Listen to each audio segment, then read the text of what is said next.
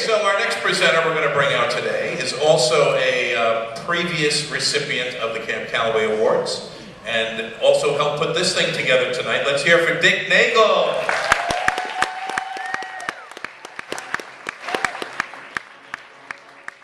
What are you talking about? A tough act to follow. Wow. Well, it's my pleasure to... excuse me. Oh, well, I guess I'm not going to introduce anybody again tonight. Ladies and gentlemen, Emily Schlotman.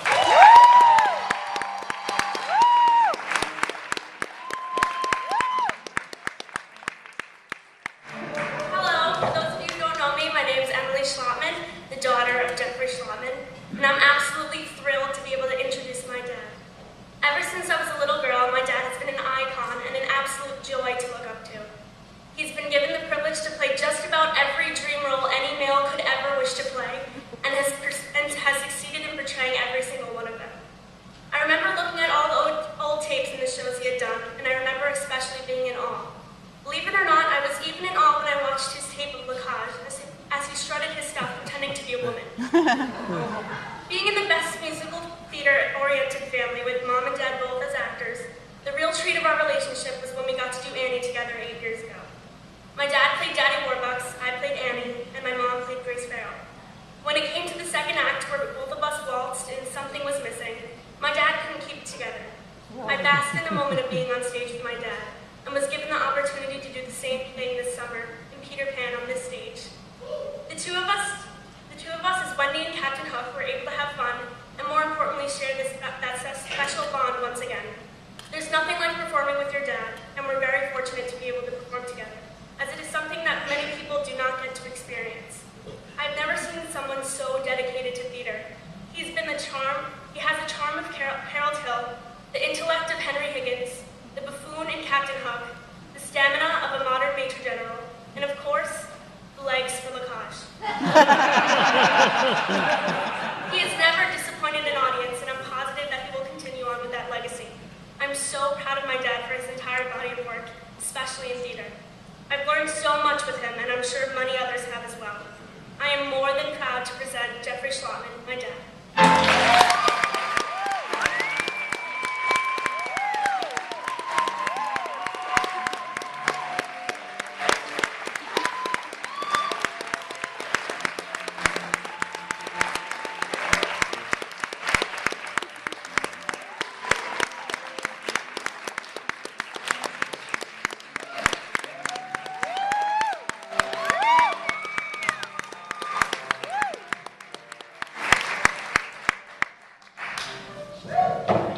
Well, now I'm speechless. That was supposed to be Dick Nagel introducing me, and that was a complete surprise.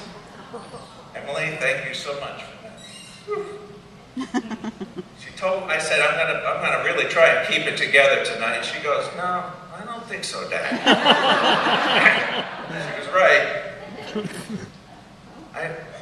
Well, now I don't know what to say because she's just said everything for me. But she whispered something to me just before I came on tonight. She said, just tell your stories, Dad, they're so cool. So the only thing I can do is just throw this speech out the window and well, excuse me, I'm sorry. Hello? Yeah. Hi, Mom. Yeah. Oh, right.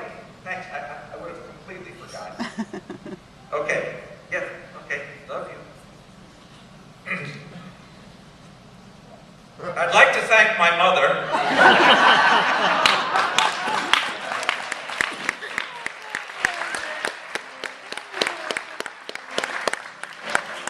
You see, this was all a fluke. All this theater stuff. When I entered freshman year at Stepanak High School, I ran cross-country track, and I was pretty good at it. I got my varsity letter in freshman year, and well, then winter came along, and the sprints were run inside, and I was no good at sprints. I was too tall and gangly, so We used to run long distance outside in the snow and the ice on this wooden track that the people who ran track would shovel when it would snow. So I really didn't care for that. So I quit winter track and waited for spring track to come along. Well, now I was home at 2:30 in the afternoon. And being the oldest of 7 children, it was my job basically to tease incessantly my brothers and sisters.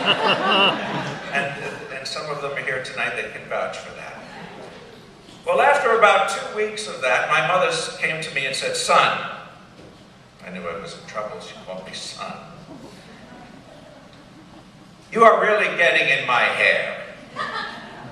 I read in the school bulletin that they are holding auditions for their spring musical, Bye Bye Birdie. You're going."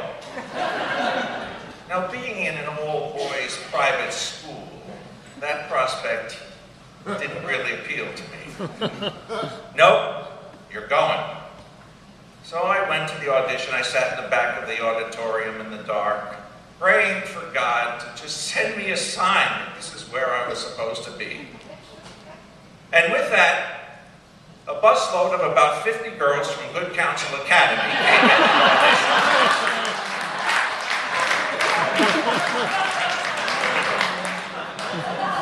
"Father, I'd like to audition." To my great surprise, I got a part. It was reporter number 2. My first line on any stage was, "Is it true Conrad's still drinking a lot?" Which at 13 probably came out more like, "Is it true Conrad's still drinking a lot?" But anyway, it was that single line and that experience that told me right then and there that I wasn't going back to spring track. Now, fast forward about to a recent birthday, and that same mother who only wanted to get me out of her hair gave me a present. It was a heavy box, and in it, separated by decade, was every single program of every single show I have ever done.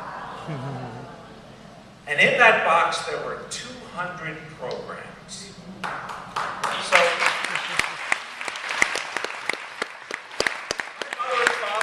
to Massachusetts to see me in college, or to the dinner theaters while I was in dental school, little dinky showcases in New York. And she's here tonight, 91 years old, witnessing this great honor.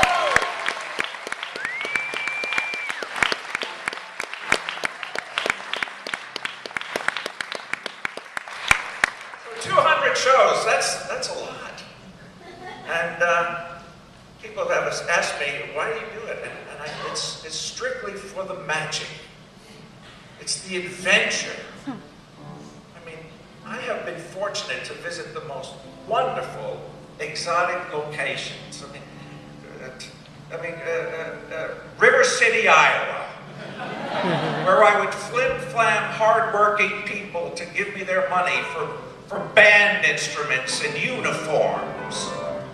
Or cross the world and go to London in Dickens' time and be a curmudgeon as Fagin, where I would persuade boys to pickpockets and pass me their good colored handkerchiefs and fat wallets. Or go across town to George Bernard Shaw, 27A Wimpole Street, where Professor Higgins would take a flower girl out of Covent Garden and simply by teaching her how to speak her vowels properly, would transform her into a princess.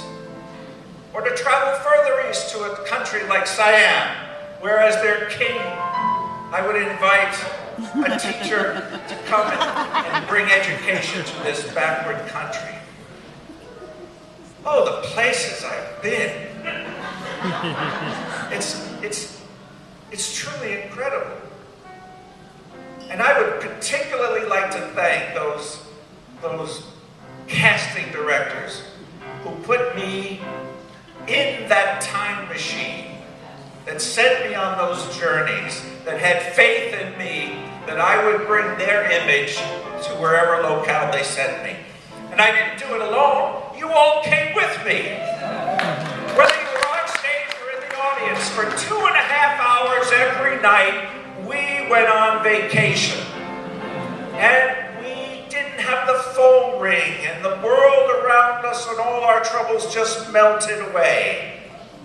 And I did that 200 shows. That's why I did it. And in all that process, we all became an amazing family. I mean, do you ever notice how when you're at the beginning of a rehearsal period and you're sitting there with a lot of people you don't know, and it's like, hey, how are you? Good. What have you done? Oh, nothing. And by the end of that run, we're hugging each other and we're loving each other, and a week after the show closes, we have separation anxiety. It's all magic. So I thank you all for being a part of that wonderful, wacky family that is the theater. And Mom, I don't know if you had this in mind all those years ago for forcing me to go to that audition, but I thank you and I love you from the bottom of my heart.